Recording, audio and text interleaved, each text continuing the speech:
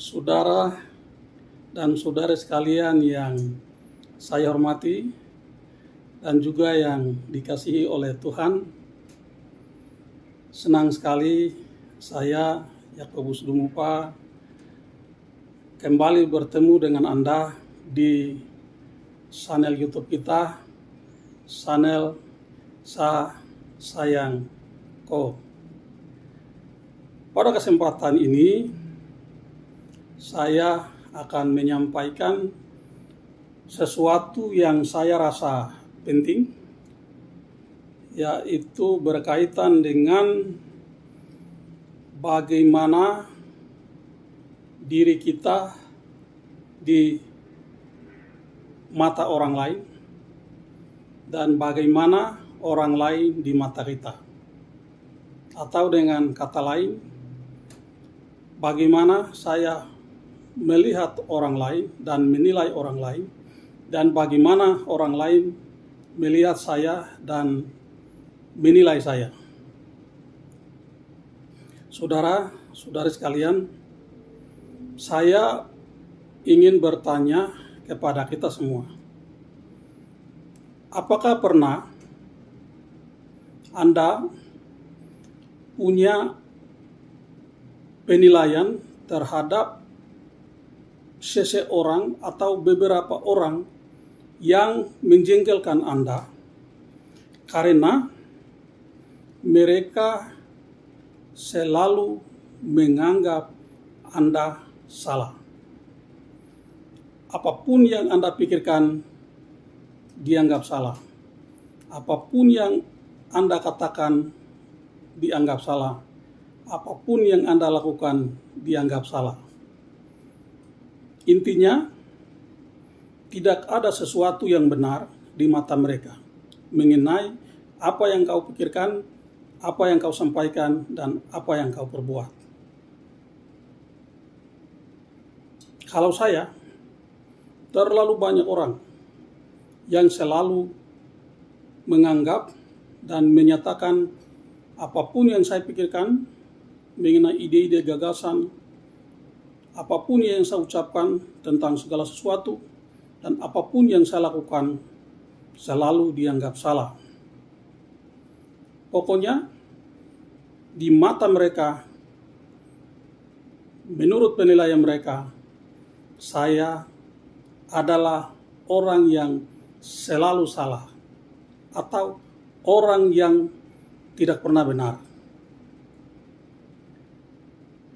Pasti Anda jengkel karena Anda merasa apa yang kau pikirkan, apa yang kau sampaikan, dan apa yang kau perbuat adalah benar, adalah baik, tetapi dianggap salah. Artinya apa? Semuanya itu tidak dihargai di mata orang tertentu. Saya juga mengalami hal seperti itu. Ya, yang jadi pertanyaan kemudian adalah kenapa orang berperilaku seperti itu? Saya selalu menyebut kelompok itu atau orang yang demikian sebagai orang yang sakit hati dan orang yang iri hati.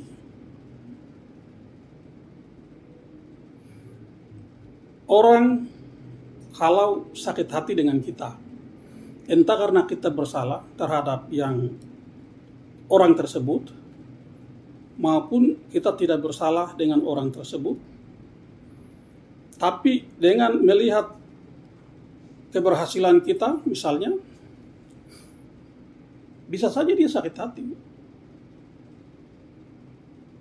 Sehingga terbentuklah sebuah pola pikir dalam jiwanya, dalam dirinya, dalam otaknya, yang selalu menganggap apapun yang engkau pikirkan, katakan, dan lakukan adalah salah. Yang kedua, karena orang iri hati. Orang iri hati karena kita sukses misalnya dengan pekerjaan tertentu. Orang iri hati karena kita menduduki jabatan tertentu. Orang iri hati karena kita hidup tenang, bahagia secara pribadi maupun dalam keluarga. Sehingga orang yang begitu akan selalu mencari jalan untuk mengungkapkan iri hatinya dengan rasa benci dan selalu menyalahkan apapun yang kita pikirkan, apapun yang kita sampaikan, dan apapun yang kita lakukan. Nah, kalau seperti itu, maka kita sesungguhnya tidak pantas untuk disalahkan. Karena patokan yang mereka pakai untuk menilai diri kita adalah rasa sakit hati dan rasa iri hati. Artinya, mereka tidak menilai berdasarkan rasionalitas dan tidak berpatokan pada penilaian yang objektif.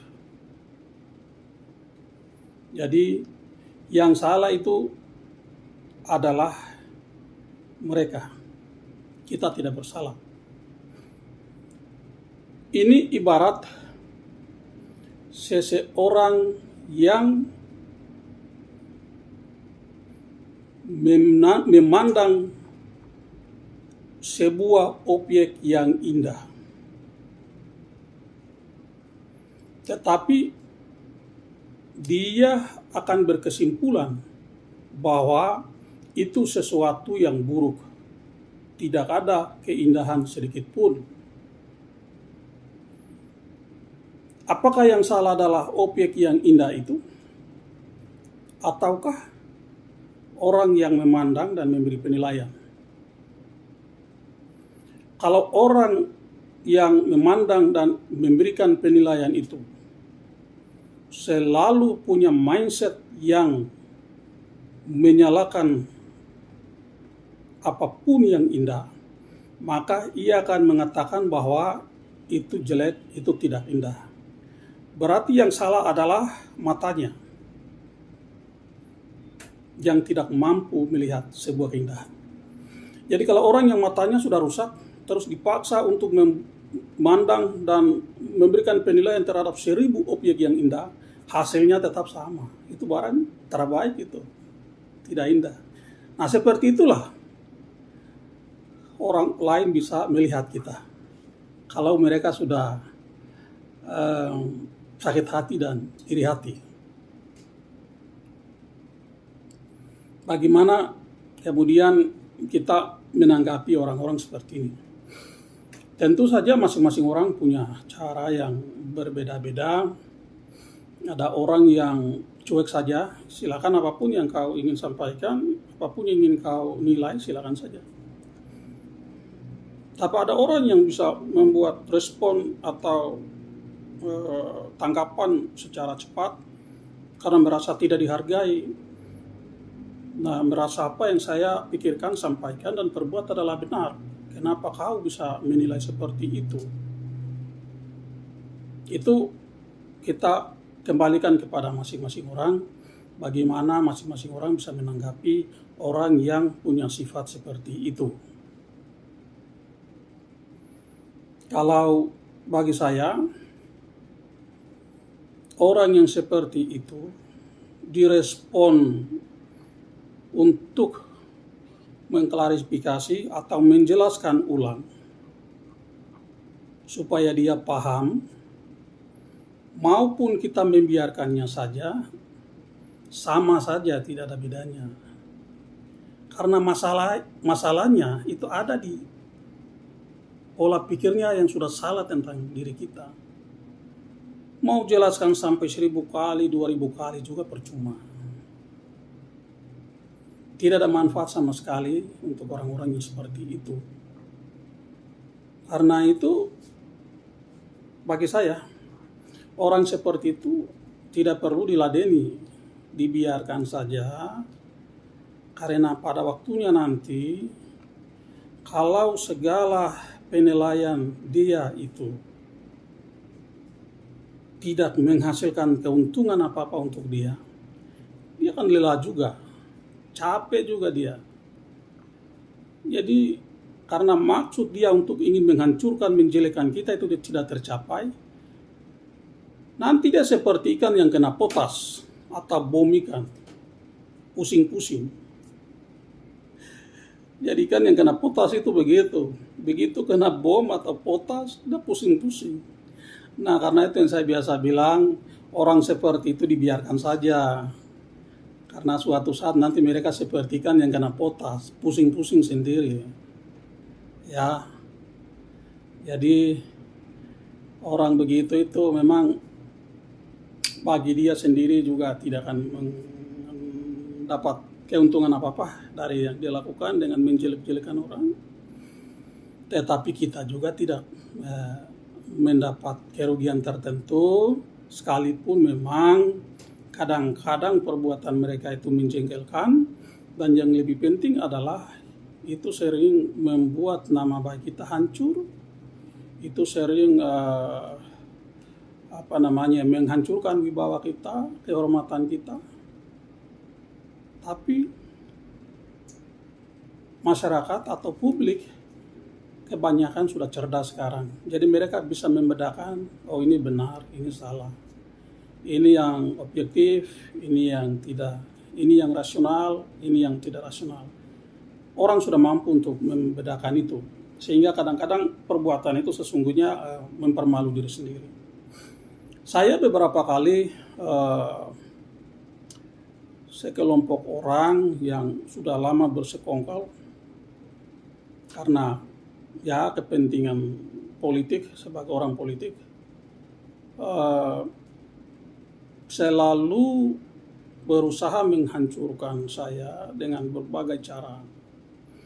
Baik dengan cara bagaimana mereka mencemarkan nama baik saya, bagaimana mereka menuduh saya dengan segala hal-hal yang tidak benar, kemudian mereka juga menyebarkan berita bohong, bahkan sampai masalah pribadi dan keluarga saya pun mereka ikut campur tangan.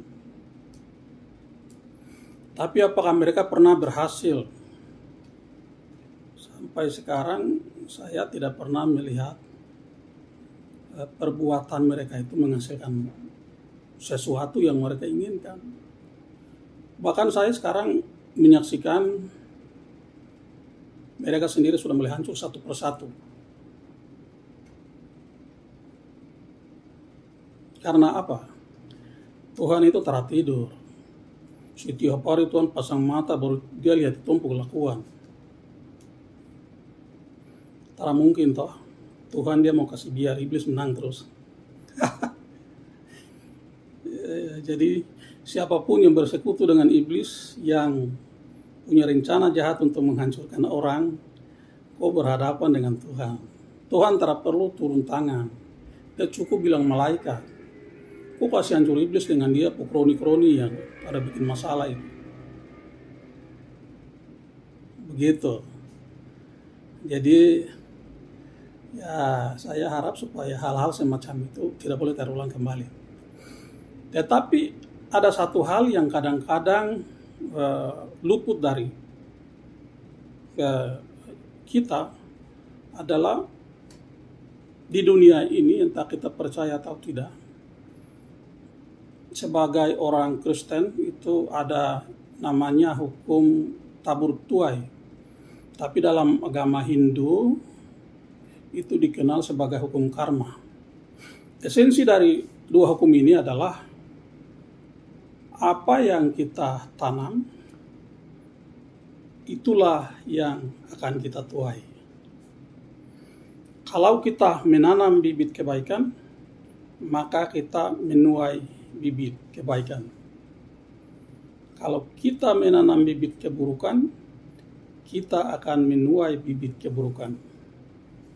Kalau kita menanam bibit sayur, kita menuai sayur. Kalau kita menanam rerumputan, kita menuai rerumputan. hukum itu masih berlaku.